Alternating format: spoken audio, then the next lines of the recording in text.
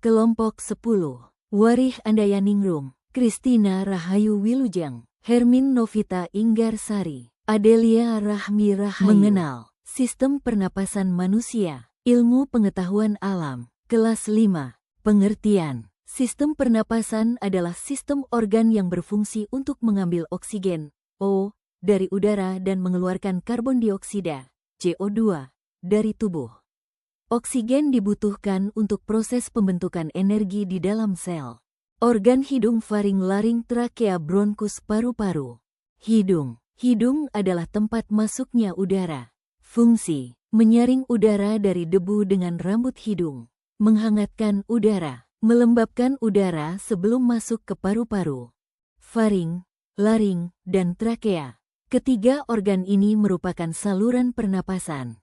Poin penting: faring, penghubung rongga hidung ke laring. Laring, tempat pita suara. Trakea, menyalurkan udara ke paru-paru. Dinding trakea dilapisi silia untuk menyaring kotoran. Bronkus dan paru-paru. Bronkus adalah percabangan dari trakea menuju paru-paru. Di dalam paru-paru terdapat bronkiolus dan alveolus. Poin penting: bronkus bercabang menjadi bronkiolus. Alveolus tempat pertukaran gas. O masuk ke darah, CO2 keluar dari darah. Mekanisme pernapasan. Pernapasan terjadi karena kerja otot diafragma dan otot antar tulang rusuk. Dua proses utama: inspirasi, udara masuk; ekspirasi, udara keluar. Saat inspirasi, dada membesar. Saat ekspirasi, dada mengecil.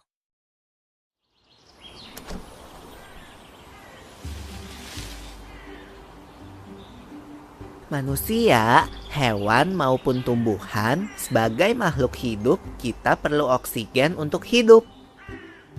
Waktu bernafas, kita mempunyai organ-organ yang bekerja sama dan membentuk sistem organ yang bekerja mengatur oksigen yang ada di lingkungan hidup sampai pada setiap sel yang kita butuhkan. Oksigen ini tidak tersedia di dalam tubuh makhluk hidup. Kita mendapatkan oksigen dari lingkungan sekitar kita. Bernafas artinya kegiatan menghirup atau memasukkan oksigen dari lingkungan hidup dan mengeluarkan karbon dioksida dan uap air melalui alat pernafasan kita. Kali ini kita akan mempelajari lebih lanjut tentang organ-organ pernafasan manusia.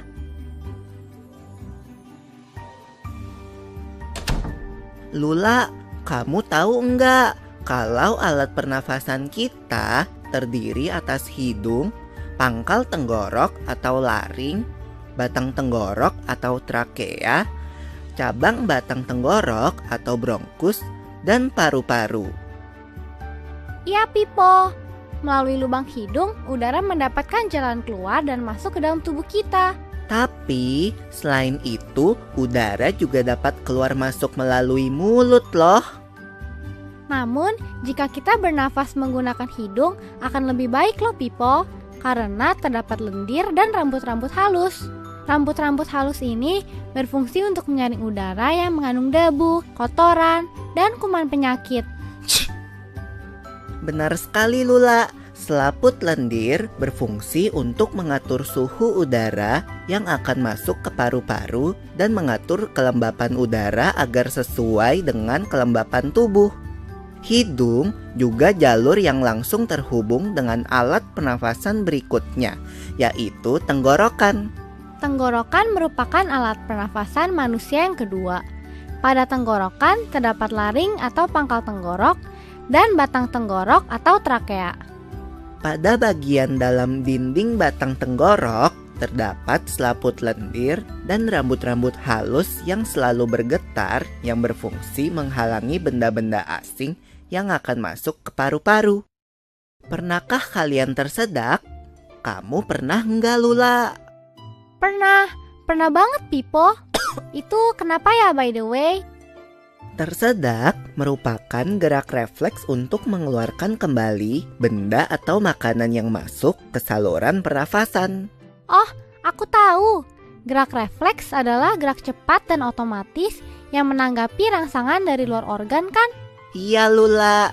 Kemudian pangkal tenggorok yang disebut juga laring menghubungkan hidung dengan batang tenggorok atau yang biasa disebut trakea. Pada ujung trakea terdapat bronkus, yaitu percabangan yang menghubungkan trakea dengan paru-paru kiri dan kanan. Paru-paru terletaknya di dalam rongga dada kan, Pipo? Jika kita menghirup udara, maka udara masuk ke paru-paru. Lalu kemana lagi ya?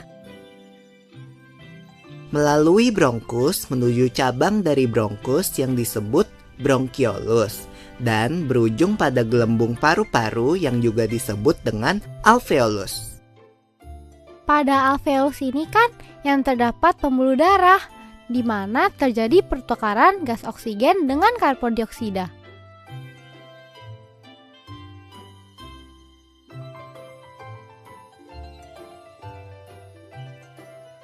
Well, Pipo, tahu gak kalau sistem pernafasan kita terdiri dari dua kan? Yaitu sistem pernafasan dada yang umum kita lakukan dan juga sistem pernafasan perut. Jelasin dong, Pipo, apa sih perbedaan detailnya? Pernafasan dada terjadi karena gerakan tulang rusuk oleh otot-otot antar rusuk.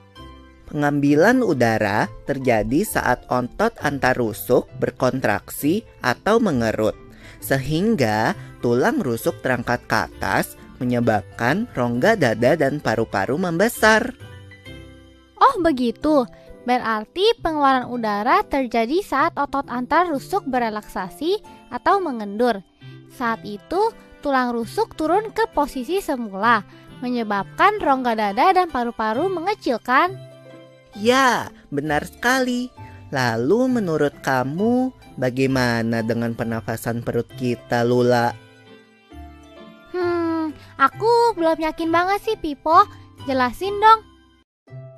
Pernafasan perut terjadi karena gerakan otot diafragma, yaitu sekat yang membatasi antara rongga dada dan rongga perut. Pengambilan udara terjadi saat otot diafragma berkontraksi. Posisi diafragma mendatar menyebabkan rongga dada dan paru-paru membesar. Berarti pengeluaran udara terjadi saat otot diafragma berelaksasi. Posisi diafragma melengkung ke atas, lalu menyebabkan rongga dada dan paru-paru mengecil. You're right, Lula. Lalu, gimana kalau kita sesak nafas karena banyak asap? Itu akan kita bahas lagi dalam video selanjutnya.